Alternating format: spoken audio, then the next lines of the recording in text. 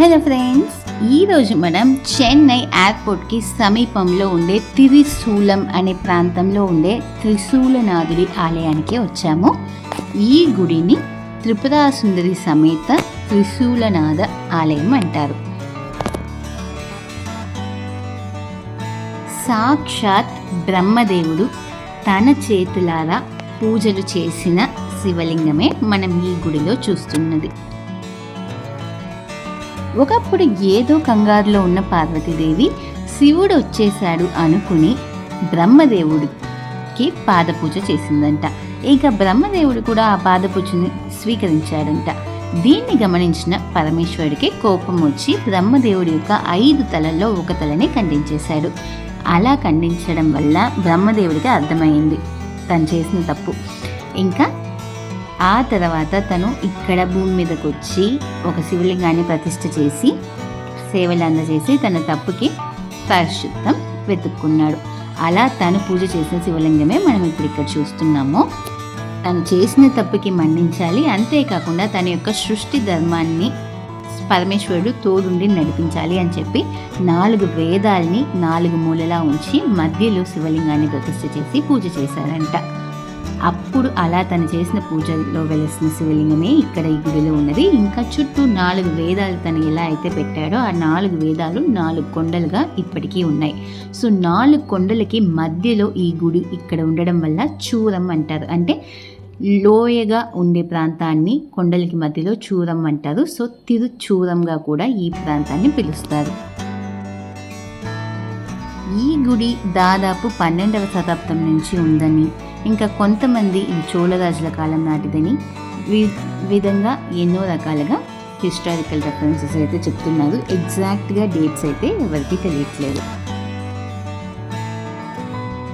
మేము ఈ గుడికి వెళ్ళిన సమయంలో గుడికి రెనోవేషన్ వర్క్స్ అవి చేపట్టి మళ్ళీ కుంభాభిషేకం జరపడానికి రెడీ చేస్తున్నారు. కాబట్టి గర్భగుడిలో ఉన్న స్వామివారిని అమ్మవారిని మనం విడిగా దర్శించుకున్నాము.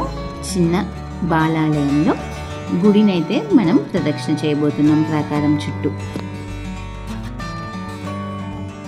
ఇంకా గుడికి ఉన్నది గజపృష్ఠ విమానం. ఇంకా ఇక్కడ మార్కండేశ్వరుడు, దక్షిణామూర్తి, కాశీ విశ్వనాథుడు, విశాలాక్షి అమ్మవారు, సుబ్రహ్మణ్య స్వామి, వల్లి దేవసేన సమేతంగా కూడా మనకి దర్శనమిస్తున్నారు. ఇక్కడ గుడిలో గర్భగుడిలో పరమేశ్వరుడు, త్రిశూలనాథుడు, ఇంకా స్వర్ణాంబిక అమ్మవారు ఉంటారు. ఆ తర్వాత విడిగా ఒక ప్రాంగణంలో త్రిపురాసుందరి అమ్మవారు ఉంటారు. ఇంకా గుడిలో సరభేశ్వర దర్శనం చేసుకోవచ్చు. సరభేశ్వరుడు అంటే సరభం అనే పక్షి యొక్క రెక్కలతో మనకి దర్శనమిస్తాడు మిగతా ఆలయాల్లో, కానీ ఈ ఆలయాల్లో రెక్కలు లేకుండా దర్శనమిస్తున్నాడు. గుడి యొక్క స్థల వృక్షం కింద విఘ్నేశ్వరుడు ఇంకా నాగదేవతలు మనకి ఇక్కడ కొలువై ఉన్నారు. ఇక్కడున్న అమ్మవారిని ఎవరైతే ఏవైనా కోరుకుంటారో వాళ్ళకి అమ్మవారు ఇట్లే కోరినట్లే ఇచ్చేస్తారని కూడా నమ్మకం.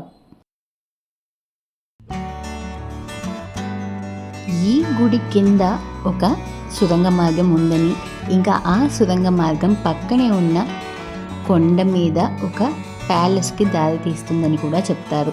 అంటే అప్పట్లో ఈ ప్రాంతాన్ని రూల్ చేస్తున్న రాజు తన యొక్క ధనం, నగలు, ఆభరణాలు ఇటువన్నిటినీ కూడా గుడికి పక్కనే ఒక గోడ కింద పాతిపెట్టినట్టుగాను, అందుకే ఆ సురంగ మార్గం తన యొక్క రాజ్యాంగానికి గుడికి మధ్యలో ఏర్పడినట్టుగాను కూడా డీటెయిల్స్ చెప్తున్నారు.